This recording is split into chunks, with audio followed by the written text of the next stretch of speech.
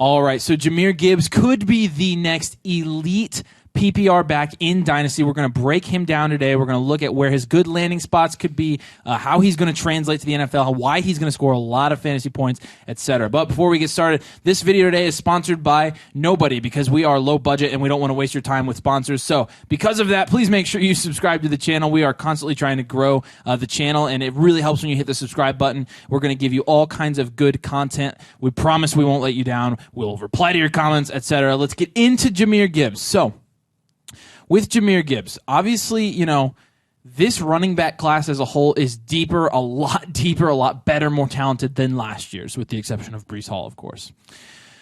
So, now looking at what?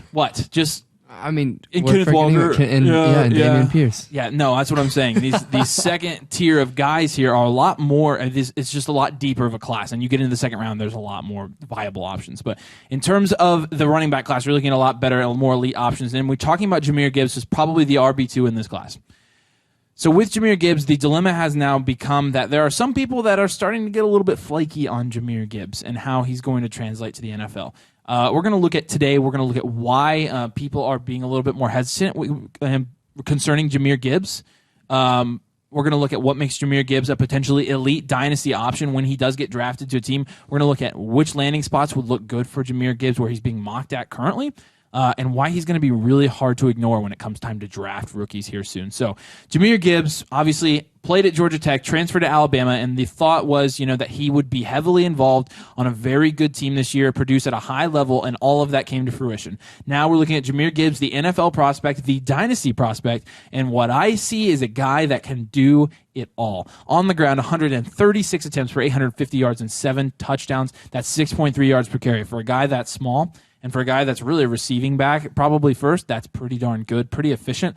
And in terms of receiving, 42 receptions, 378 yards, that's 9 yards per catch, and he also had 3 receiving touchdowns this year. So Jahmyr Gibbs at Alabama playing on consistently really the best team in the nation, even though this year they weren't. They're just a perennial powerhouse, consistently competing. They have stacked talent playing against elite competition in the SEC, and Jahmyr Gibbs is averaging over 100 yards per game, which is fantastic when you're looking at production and how that could translate to the NFL. So let's go ahead and start with his skill set and how this style of play that Jahmyr Gibbs brings to a team is going to translate into dynasty points.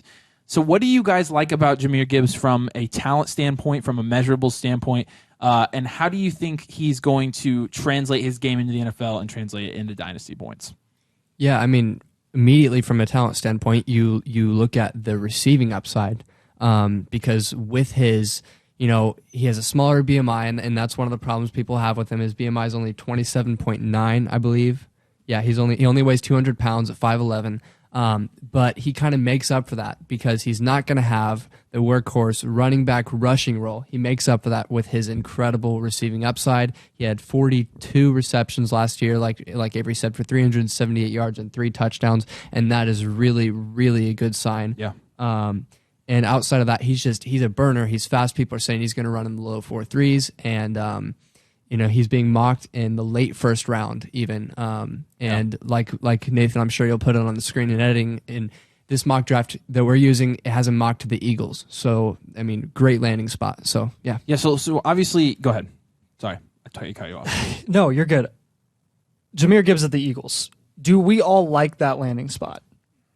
Is that our ideal landing spot? Because so let's assume that Jahmyr Gibbs is going to go at the end of the first round. So one of those elite, pass-happy, pass-strong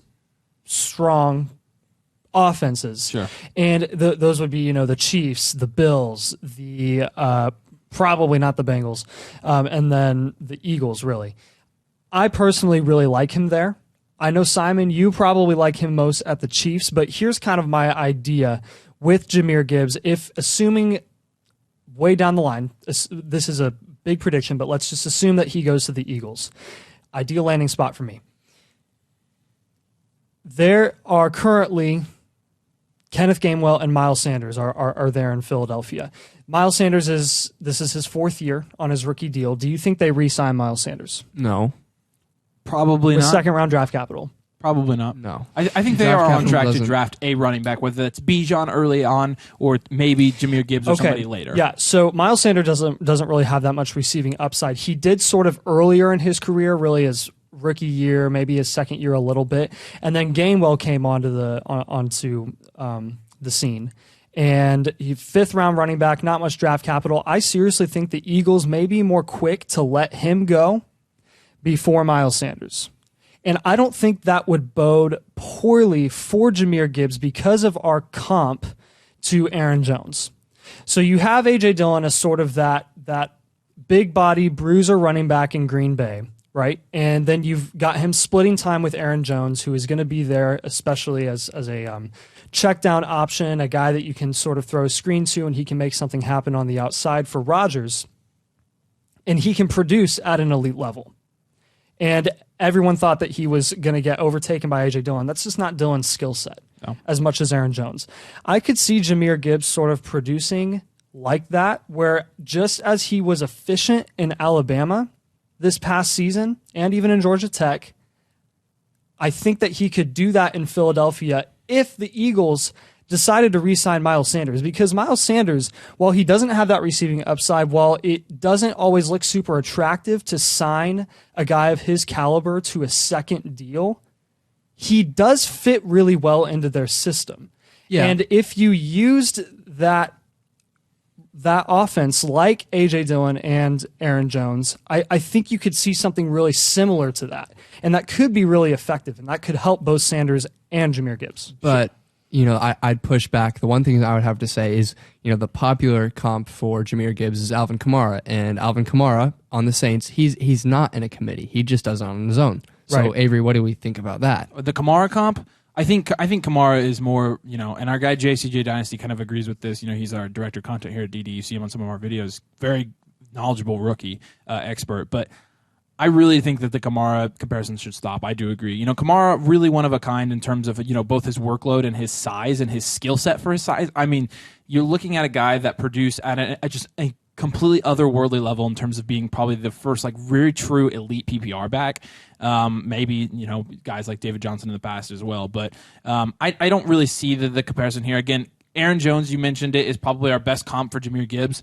Aaron Jones obviously has a little bit more size than Jahmyr Gibbs, and that's the one thing that people are really concerned about with Jahmyr Gibbs is his size, his BMI, etc. People, in our comments yeah, I like running back, I like PPR running backs, I just don't like them under 200 pounds. Yeah, we get it, and I think it's just going to depend on how Jahmyr Gibbs is used. So we talked about the Eagles as a potential landing spot. Let's touch on the Bills and the Chiefs, because these are two that I think people are going to get really excited about too. I'll touch on the Bills. I'll let you kind of touch on the Chiefs here. But with the Bills, and people are going to get mad because James Cook, the Almighty, would be, share a backfield with Jahmyr Gibbs, who's clearly more talented.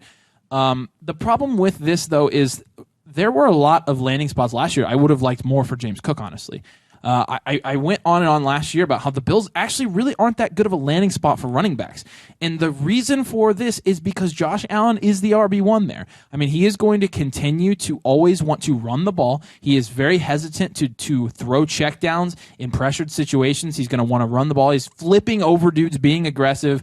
Obviously, the running backs have been able to get some productive games in there, but really they're hit and miss in terms of how elite their offense is in Buffalo. Those running backs really aren't super consistent in terms of putting up very good fantasy production numbers. And so with Jahmyr Gibbs, it's kind of the same thing. Although Buffalo has an elite offense, I don't think I would be wanting Jahmyr Gibbs from a fantasy perspective to be going to Buffalo. I think there are better landing spots that could use a back with Jahmyr Gibbs' skill set and turn that into fantasy points, and then obviously that's advantageous for our rosters. So, with the Bills, I really don't like that landing spot. The Eagles I'm okay with.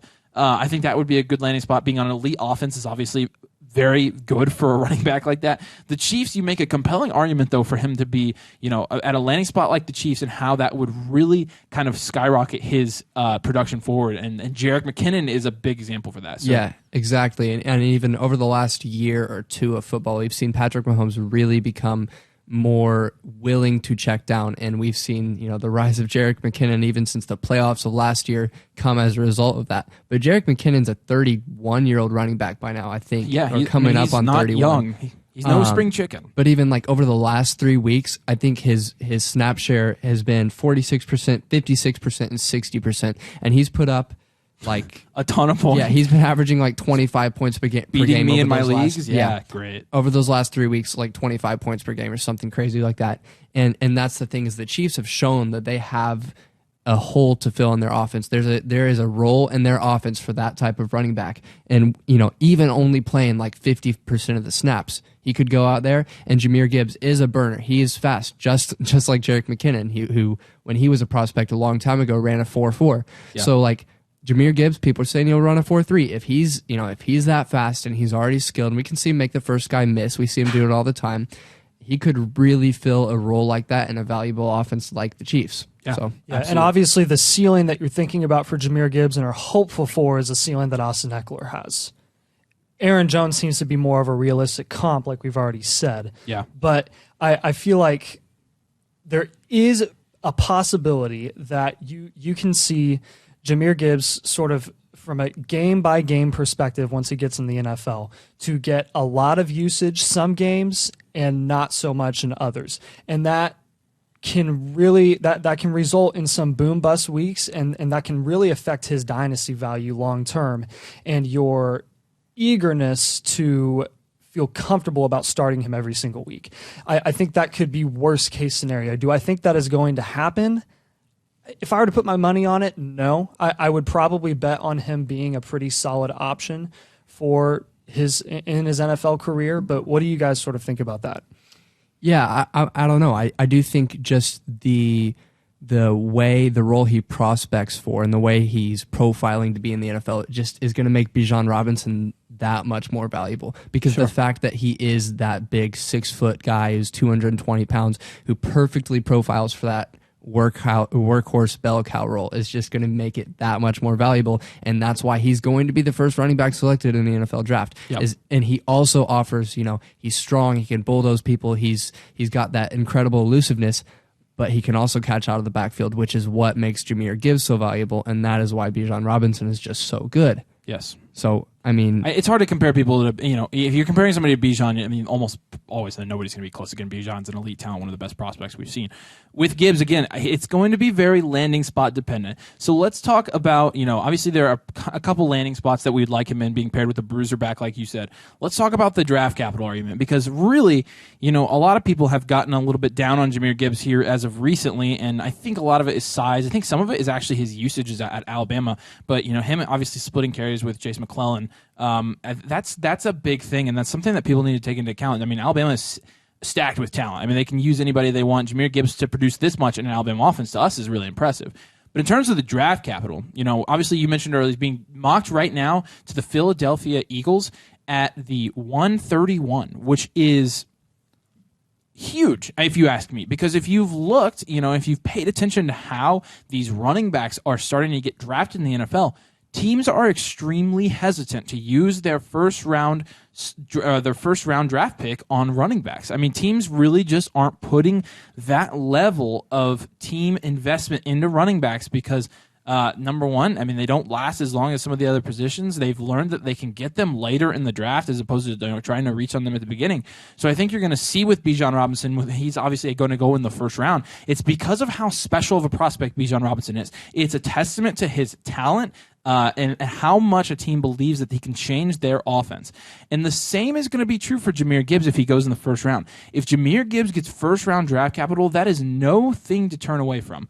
That is a big deal. You have a team heavily investing in a back like this. I think that's going to alleviate most, if not all, of the concerns, because if an NFL team thinks that a guy this size can be an important factor in their offense and a guy that's probably going to be helping with a championship run if he gets in that late first area, and obviously things change as you get into the second, if an NFL team believes in him that much, you can bet your britches that he's going to get used to a point where he's going to produce from a dynasty and fantasy perspective. Because if you watch Jahmyr Gibbs film, if you see what he's good at, I do see in the way that Alabama used him a lot of Aaron Jones, out on the outside runs, just pitches and things like that. Not a lot up the gut for the most part, but designated screens. You got him in motion. He's going out and getting screens in the flat, and then you have a guard pulling and wide receivers blocking, and then just letting him get downhill, letting him get as many yards as he can. When you talk about an NFL team using that, and from a fantasy perspective, Again, this is nice with PPR backs because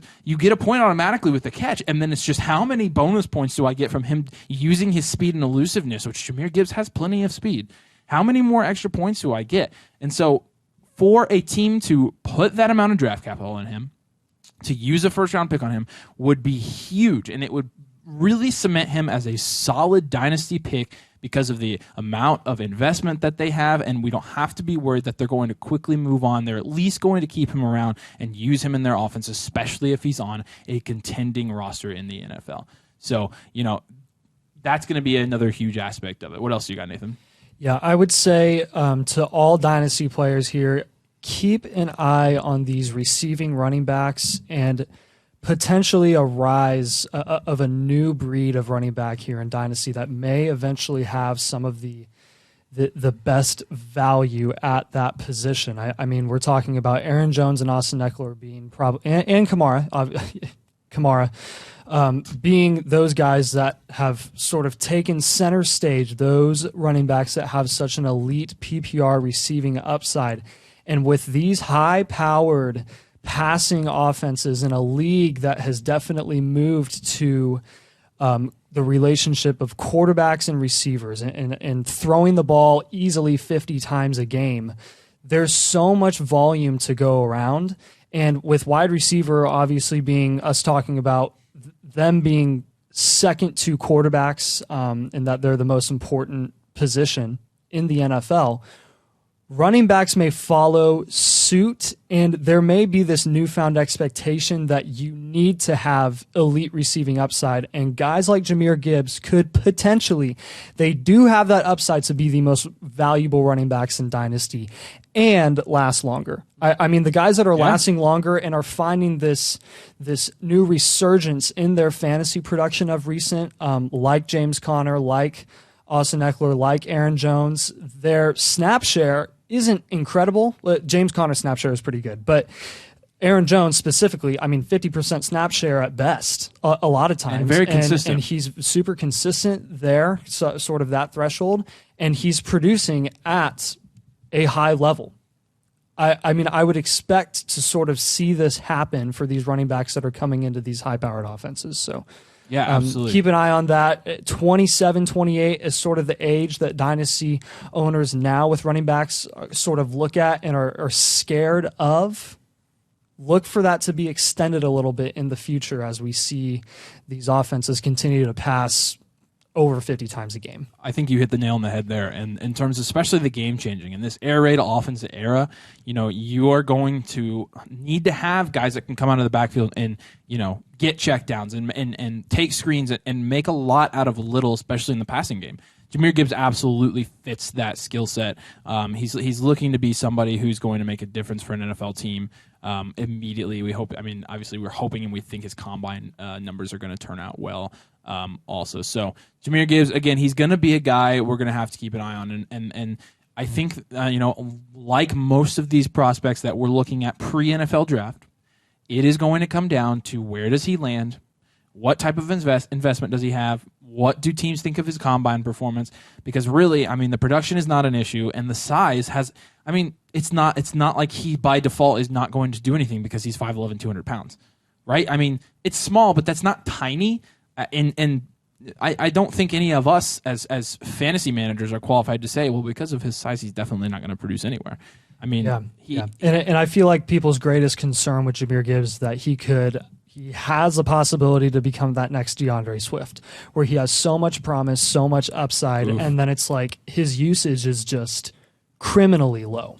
So that is a concern. And we preach not buying into running backs, but with where Jahmyr Gibbs is going, which I think we each take him probably at the 104 right now behind Bijan, Stroud, and Young, not in that order, probably Bijan, Young, and Stroud in that order, and then Jahmyr Gibbs, and we're hesitant to do that. But right now in startup drafts, and you can check out our ADP tool. If you subscribe to the channel, we'll send that over to you for free. He is going like late 4th, early 5th. So you're talking about a guy going similar to where Kenneth Walker was going last year. And you saw it with Kenneth Walker once he got the opportunity and he produced even a little bit. He jumped up all the way to RB1 on Keep Trade Cut, which is not where he should be ranked, but you see it. I mean, as dynasty players, and not everyone, but the community as a whole tends to completely freak out when a guy under like 22 years old starts to show production and show flashes in the NFL. And with Jahmyr Gibbs, there is a great possibility that you'll see this right away, and all of a sudden that 5th round draft capital, startup draft capital that you got him at is now looking at 2nd or 3rd, and you've got a huge increase in value. That's how you win at Dynasty. I would just say right now, the 104, the rookie 104, the ADP is right after Travis Etienne and right before Devontae Smith. So, you know, it is putting you in a really tough spot. That's at the 405 right now is where his ADP is. Way. So it is putting you at a tough spot. Yeah. And the thing is, though, with with Gibbs, he has been going behind JSN pretty consistently, actually, in the last couple mocks. Yeah. So he's starting to slide into like the 105, 106. Because that's assuming he's the 104. Yeah. Because, you know, our ADP is done by rookie picks instead of rookies and that's another big thing, too, is if the pick where Jahmyr Gibbs is going to go, the 104, is that expensive, I mean, I'm hands down. I don't know about you guys. I'm hands down taking Etienne and Devontae Smith over the 104. No problem. If someone offers me that straight up, I'm smashing Etienne and Devontae Smith. Yes. I'm looking for Jahmyr Gibbs after the draft. After rookie drafts, that could be true as well. I'll trade for the player. I'm not going to trade the price for that pick. Sure, absolutely. Or not going to pay the. I think that's a pretty good, you know, strategy in Dynasty, anyways. But obviously, it is, you know, the playoffs are about to end. It's the off season. The off season is Dynasty season, so we're about to start Dynasty season. We've got, you know, scouting rookies before the combine, and then after the combine, before the draft, evaluating their landing spots, talking about free agents, breaking down trades, you know, trying to predict which guys are going to rise in value, which guys are going to produce next year, and we are trying to do that at a very high level, at a very high rate, and trying to bring that to you on a weekly basis, being in touch with the community. And so make sure you subscribe. We obviously are going to try to bring you the best content that we possibly can. We try to be very interactive. Get down in the comments, ask us any questions, you know, give us some start sits for these last couple weeks. We like interacting with you guys. We appreciate you watching. So make sure you subscribe. Make sure you like the video. Keep an eye on Jahmyr Gibbs. He's going to be really interesting to watch. But as always, thanks for listening, and we'll see you later.